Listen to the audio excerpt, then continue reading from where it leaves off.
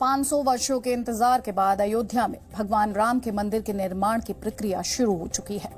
बाबरी मस्जिद और राम जन्मभूमि का विवाद इतिहास की बात बन चुके हैं, लेकिन हमारे देश में अब भी कई ऐसे मंदिर और मस्जिद हैं जिनका विवाद अभी समाप्त नहीं हुआ है। और आज हम एक ऐसे ही ऐतिहासिक विवाद की बात करेंगे जिस पर पिछले कुछ घंटों से हमारे देश में काफी चर्चा हो रही है। यह विवाद काशी विश्वनाथ मंदिर और ज्ञानवापी मस्जिद का है, जिस पर आज तीसरे दिन के सर्वे के दौरान ज्ञानवापी मस्जिद परिसर में आदि विश्वेश्वर का शिवलिंग मिलने का दावा किया गया। ये एक बहुत बड़ी और ऐतिहासिक घटना है जिसने 353 वर्षों पुराने इस विवाद में न्याय मिलने की उम्मीद बढ़ा दी है। इसलिए आज हम इस पूरे विवाद का संपूर्ण विश्लेषण आपके लिए करेंगे। हालांकि इस विश्लेषण से पहले हमारे कुछ सवाल भी हैं। मुगल शासक औरंगजेब ने वर्ष 1669 में काशी विश्वनाथ मंदिर को ध्वस्त करके ज्ञानवापी मस्जिद का निर्माण कराया था।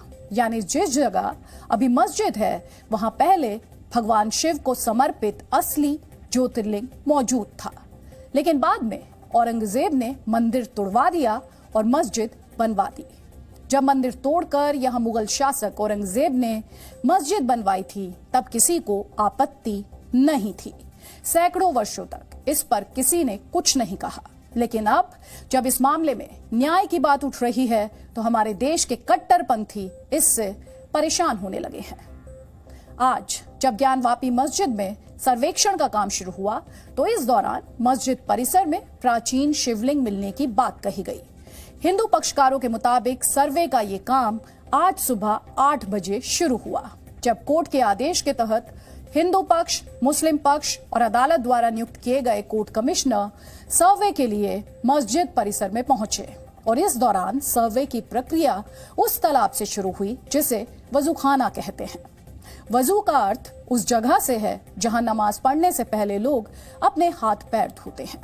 हिंदू पक्ष की मांग थी इस वजूखाने यानी तालाब को खाली कराया जाए और उस जगह की वीडियोग्राफी हो।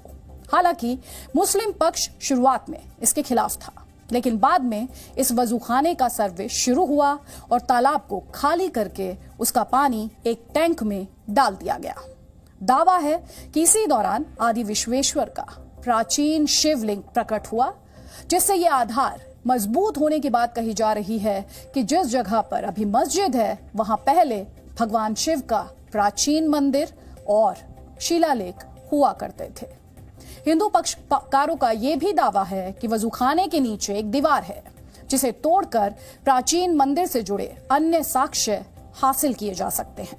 इसके मुताबिक इस दीवार के नीचे एक तहखाना हो सकता है जिसमें शिलालेख और हिंदू देवी देवताओं की अन्य मूर्तियां हो सकती हैं। और बड़ी बात यह है कि हिंदू पक्षकारों ने इसके सर्वे के लिए अदालत में अलग से जल्द एक याचिका लगाने की बात भी कही है। इसके अलावा वाराणसी कोर्ट में आज भी एक याचिका दायर की गई जिसमें सर्वे के दौरान मिले साक्ष्यों को सुरक्षित रखने की मांग की गई। इस पर अदालत ने अपने आदेश में स्पष्ट रूप से लिखा कि जिस तरह शिवलिंग मिला है उस जगह को स्थानीय प्रशासन द्वारा सील किया जाएगा।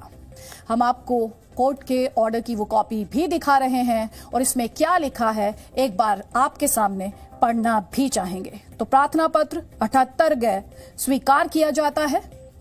जिला मजिस्ट्रेट वाराणसी को आदेशित किया जाता है कि जिस स्थान पर शिवलिंग प्राप्त हुआ उस स्थान को तत्काल प्रभाव से सील कर दें और सील किए गए स्थान पर किसी भी व्यक्ति का प्रवेश वर्जित किया जाता है।